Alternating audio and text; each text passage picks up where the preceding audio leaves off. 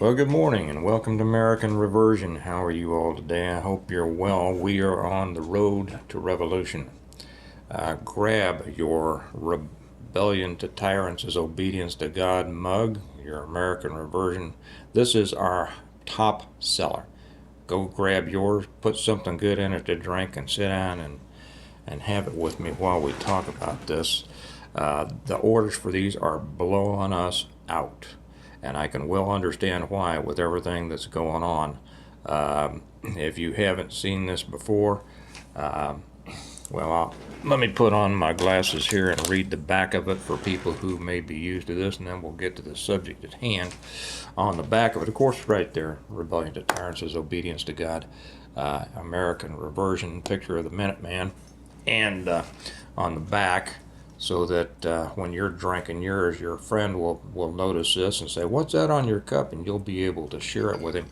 And it's, of course, from the Declaration of Independence that whenever any form of government becomes destructive of those ends, life, liberty, and the pursuit of happiness, it is within the right of the people to alter or to abolish it and to institute new government, laying its foundation on such principles and organizing its powers in such form as to them shall seem most likely to affect their safety and happiness.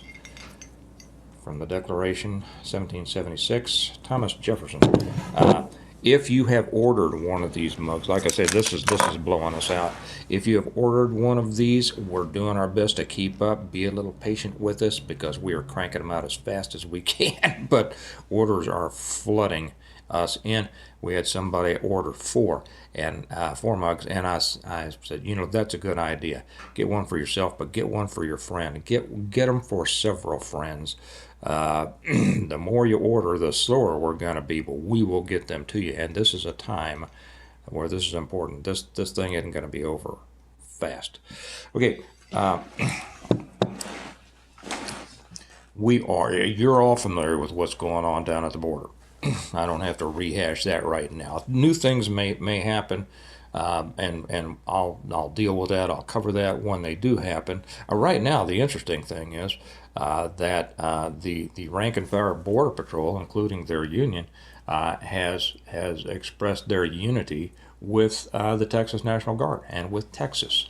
So this is not breaking down to a federal versus state situation. This is breaking down to a people versus Biden or people versus government, federal government situation. That's important to understand, and I'm very happy to hear that's how this is forming up. We know that the trucker convoy is going down there. Matter of fact, I've got a nephew who's an over-the-road driver. I'm going to text him after this and see if he's going to go there.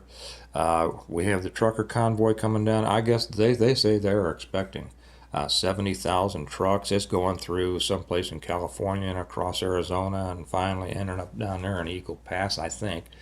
That's going to be something to see. Apparently some Canadian truckers are going to be joining. This is going... Guys, you are living in historical times. And I think that there's a lot of naysayers out there. And I want to address that because that's a part of the bigger issue here.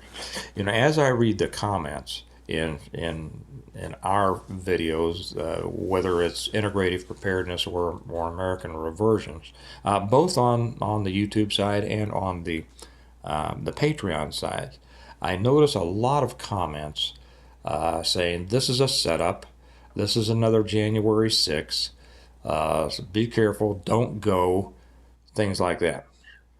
First off, I understand your point. Okay, I'm about to disagree with it, but I want you to know I don't necessarily disagree with your point, but I'm going to disagree with the let's don't involve ourselves. Okay. So I understand your point. It's a good point, and it shows that you're smart, and it shows that you understand playing chess instead of checkers. But I want to address something here. January 6th is seen by many as a failure. But I have said, I've been saying this for years, when people have asked, well, when are the American people going to rise up and stand against the overbearing, overreaching federal government. When are they going to do that? And I understand the question. It's the expression of the frustration of the people, and individually, people get tired of it. But the answer to that question, as I've always answered it, is when enough people get mad at the same thing at the same time, or the same things, or enough people finally reach that point that they can't ignore it anymore, and it becomes it has gained a momentum and a force that it can't be ignored, and enough people feel driven then to rise up. That's when it happens. So that's the first thing. It takes that, and we haven't had that. Secondly, it takes martyrs. Okay, and I've said that, and many of you know that I've been involved in the Irish situation, the fight for Irish freedom, and that's what it took over there. The troubles, the war against British occupation. Anyway, I won't go down that road. Was fueled by the martyrs. If you remember, and probably most of you aren't aware of this, but I encourage you to look into it. You look at the hunger strikers. You look at Bloody Sunday. Okay. You look at the blanket men. These were the martyrs that made the people rise up and give them a central rage. Okay. That's important. And then it needs a leader or leaders, enough people to come together, and whether it was the American Revolution, it didn't have one leader. It had a bunch of thinking men, not just military men, but political men. Okay. Enough men to come together to form a leadership. And usually those people have to already be in positions of leadership. This idea that Joe Blow is going to rise up from his job in the suburbs or his farm in the country or something like that and take hold and lead the masses, that just doesn't happen. That's not the way things happen. But in response to this, J6 was a failure. No, it wasn't. It was a step. It was a step, and it has provided martyrs. Now, thankfully, most of the martyrs were not killed, but they are being held as political prisoners. Okay, I don't know if that will get me in trouble on this or not. I don't know. I don't care. But that was a step. Too many people think that when something starts, it needs to go. Okay, and so when something happens and then it doesn't result in the great success that everybody had hoped, people think it's a failure, and it's easy for that to be used by the other side in propaganda to make everybody think it was a failure. It was not a failure by any means. And this is what I want to say to everybody, really, but particularly those who are saying, be careful, it's another setup, it's a J6 situation, don't go blah, blah, blah. No. I just put up something on the Patreon channel. It's a great little 4-minute video. If you're not with us on Patreon, consider joining us over there. The link is down below. It supports the channel, and there's a lot of stuff over there that is educational for you. Some stuff just inspirational, some stuff funny, some is educational. You'll want to see. It was the Revolutionary War in 4 minutes, and was talking about beginning with Lexington and Concord. Most of you are familiar with that. If you're not, become familiar with it. Those who fail to remember their history are doomed to repeat it. George Santayana. And the shot heard around the world. When did that start? Okay, when did that take place? Now we think about, the Declaration of Independence, 1776, right? Right? Okay, July 4th. Actually, it was the 2nd and 3rd, but July 4th, doesn't matter. 1776. The shot heard around the world that situation to where a bunch of citizens came together just to show they weren't set up to fight against the British. They just showed their resistance, and then it developed. Okay, it developed quickly between Lexington and Concord. Uh, that happened in April of 1775. Okay, more than a year before the Declaration. If we look, and then that war, people who haven't studied the war don't realize how long it took.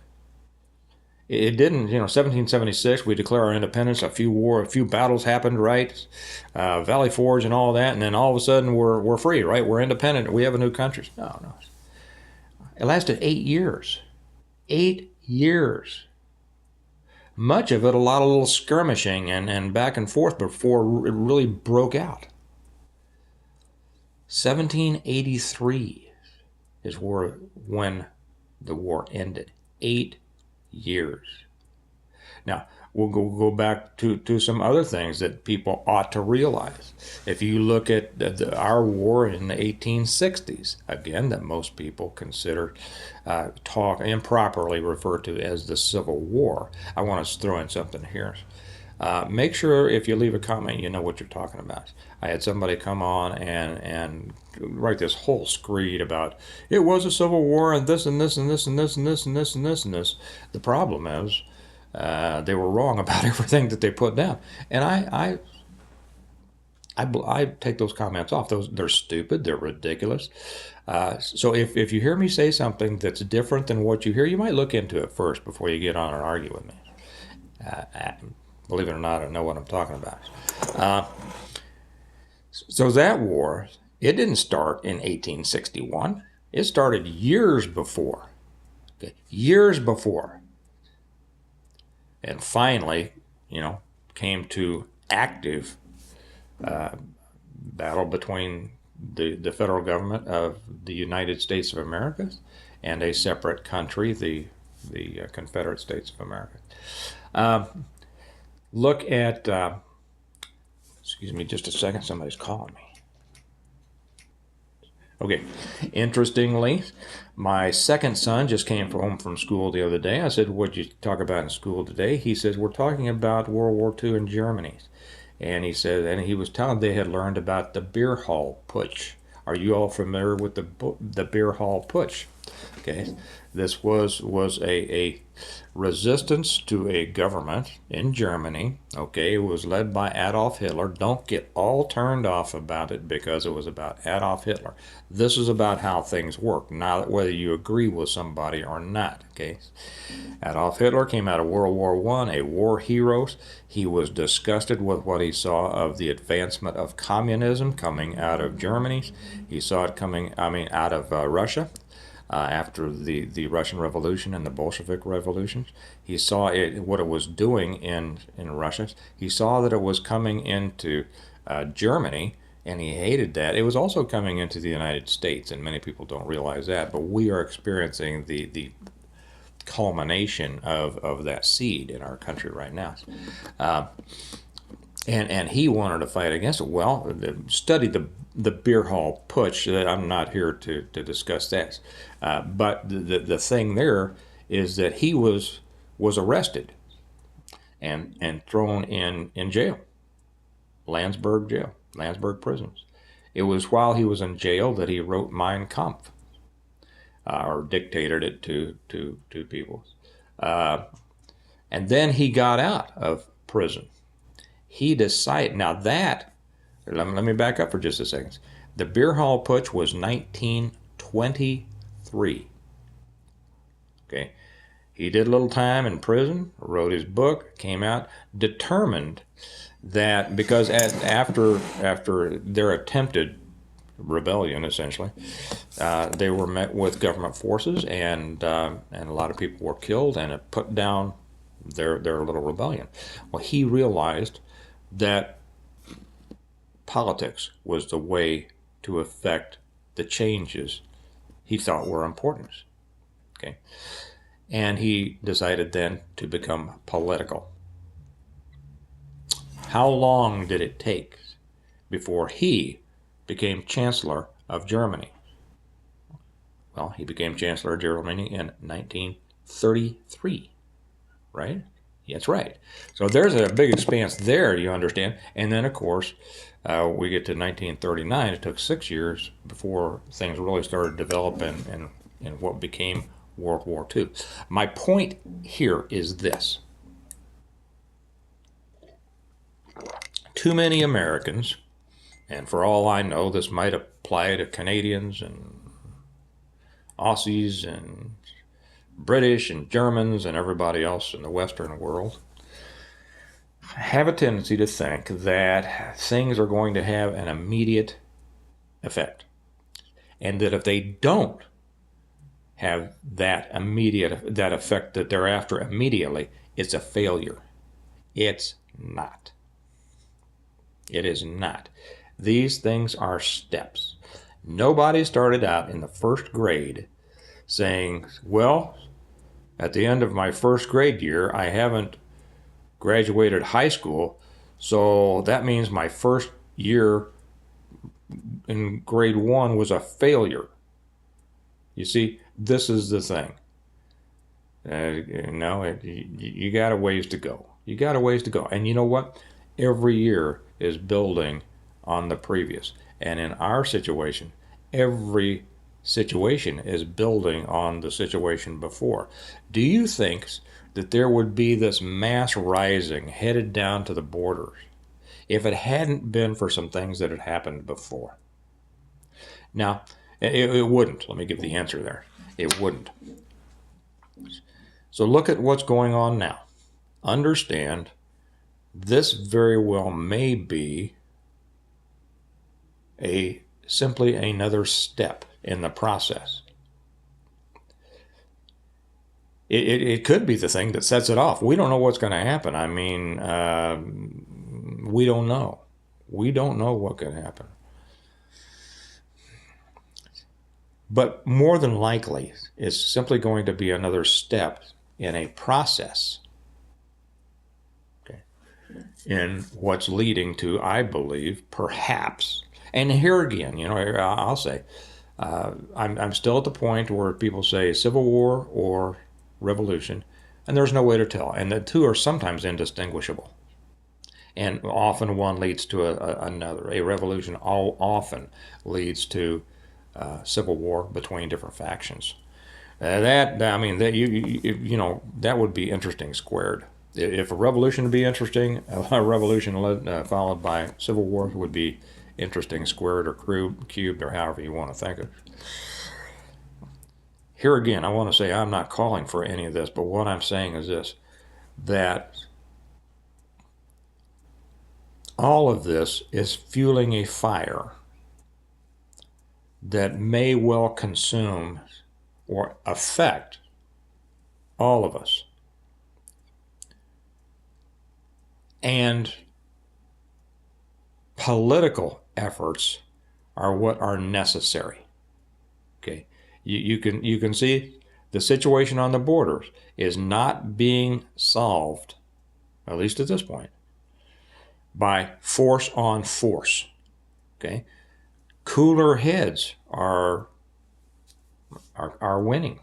Okay, peaceful protests have an effect. If you use violence, you are losing your moral high ground.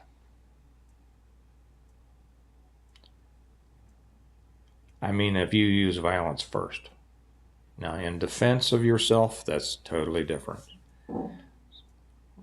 But politics is a weapon we use, and they're not shooting at each other in Eagle Pass. They are seeing the two sides, as most people would see the two sides. Not the federal government itself and the state government of Texas, but the people. Okay, the guardsmen of Texas, the Border Patrol representing the federal government, those people are seeing common ground. Because, for the most part, those who are on the conservative side in our country see things the same. It is going to be conservative versus liberal, right versus left. That's what it is. It's not, and I hear people talk about blue states, red states, and all this. It's not that. Every state is red, except for the blue dots in them, which are the cities. And I don't mean like the suburbs. I mean the cities, those places that are filled with the parasites who live on the work of others, those who take the government checks. I mean, unearned government checks. Okay. So that's what's going on. Are we on the road to revolution? I think it's very possible. And many of you will say, this is just another trick. Be careful.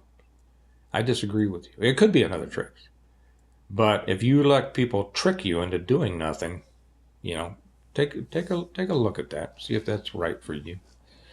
But there will also be people who say, this is another brick in the wall, or this is another, step towards what we want. And we're willing to do it. And while we're doing that, be very careful. Work very hard politically. Any sane person wants to avoid violence if they can. If it's forced upon you, that's a different thing. It's just like Lexington and Concord. But the big victories are always arrived at politically. Okay. If you're not involved politically now, and I mean more than voting, you're not in the fight. Get in the fight. Okay. I said yesterday, first thing I did in the morning was send messages to my governor and the state representatives telling them to support Texas because I'm in Kansas, and they haven't because we have a worthless Democrat governor. That doesn't mean that I shouldn't have tried. I'm sure that my efforts in this are going to be fruitless. But does that mean I shouldn't try? No. I should have tried. So should you. But we should be working on other avenues too, which is communicating with your friends, talking with your friends, trying to educate those who may not know what's going on, and building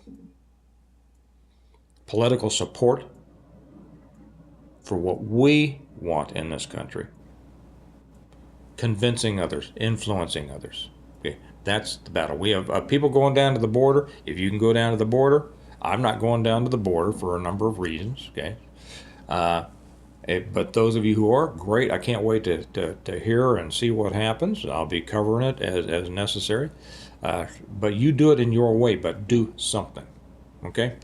All right. Remember, rebellion to tyrants, and I would include first resistance to tyrants, but rebellion to tyrants is obedience to God.